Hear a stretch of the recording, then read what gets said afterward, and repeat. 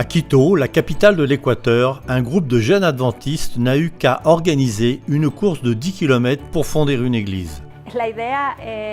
L'idée est venue d'un petit groupe de jeunes. Nous avions l'habitude de nous réunir ici, dans mon salon, et nous disions « Nous passons du temps ensemble et nous partageons nos expériences.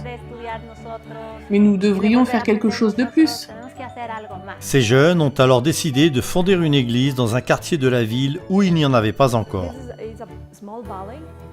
C'est une petite vallée, il y a plusieurs églises. En revanche, ce quartier est reculé. Alors nous avons pensé que les gens qui habitent ici avaient besoin d'avoir leur propre église. Nous avons frappé aux portes pour demander aux gens « Désirez-vous étudier la Bible ?» C'était une mauvaise idée. Les gens nous répondaient « Non, nous ne vous connaissons pas. Qui êtes-vous? Que voulez-vous ?» Alors nous nous sommes rassemblés de nouveau et nous avons réfléchi à un autre moyen de toucher les gens. Nous avons demandé aux gens de quoi ils avaient besoin. Nous avons découvert qu'ils avaient de nombreux problèmes.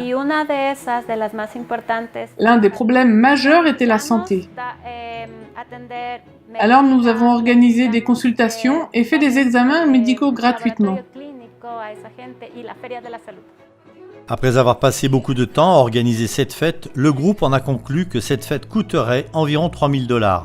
Mais ces jeunes, dont beaucoup étaient étudiants, ne pouvaient se permettre de débourser une telle somme. Tous les vendredis, ils faisaient du jogging ensemble. Un jour, en se préparant pour leur sortie hebdomadaire, l'un d'entre eux a proposé d'organiser une activité sportive pour récolter des fonds. Ils ont décidé d'organiser une course de 10 km à laquelle les gens pouvaient s'inscrire en payant une somme modique. Tous les bénéfices allaient permettre de financer la fête de la santé. Nous avons aussi décidé d'organiser une fête de la santé. Nous avons commencé à faire des plans, nous disions « Toi, tu vas faire ceci, toi, tu vas faire cela ». J'avais l'impression de faire quelque chose de grand pour Jésus. Je considérais que c'était une grande responsabilité, un travail important, une occasion particulière de faire quelque chose d'utile pour le Seigneur. Nous n'avions jamais rien fait de tel auparavant. Nous ne savions pas comment commencer, mais nous avons décidé d'aller de l'avant et de fixer une date. Un mois après. Je ne sais pas comment nous y sommes parvenus. Je ne sais pas comment Dieu a pu nous aider. Nous avons l'autorisation de fermer les rues à la circulation. Il faut généralement 1 an, mais nous avons réussi.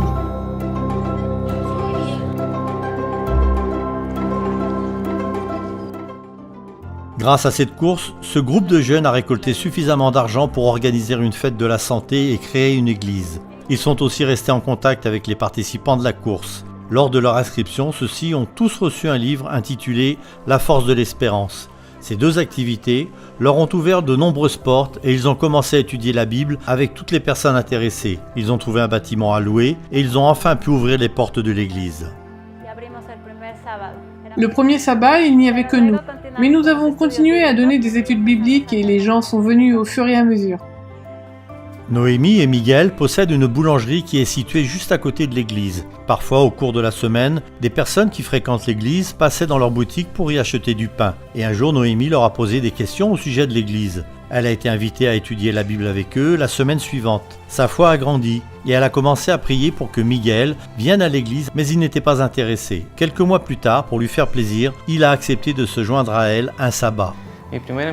Tout d'abord, j'ai eu l'impression que tout le monde me connaissait, alors que je ne connaissais personne. Les gens m'appelaient par mon nom et me disaient « Bienvenue, Miguel ».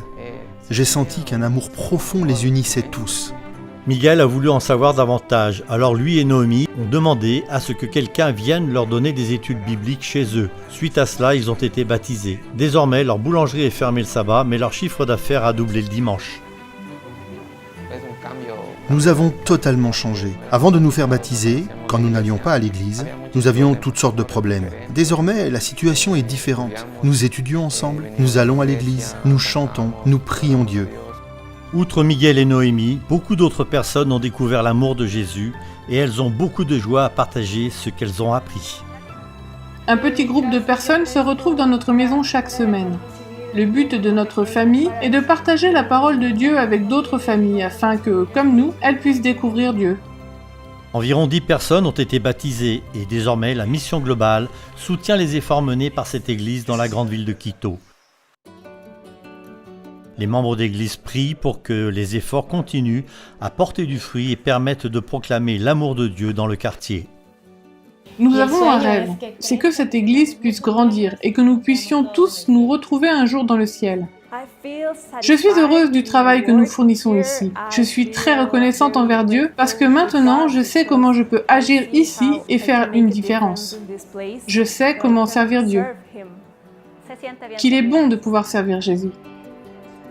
Merci de prier pour l'initiative Mission dans les villes, dont le but est de toucher les gens dans les plus grandes villes du monde. Merci de soutenir les efforts de la Mission globale qui fonde des églises dans des villes comme Quito.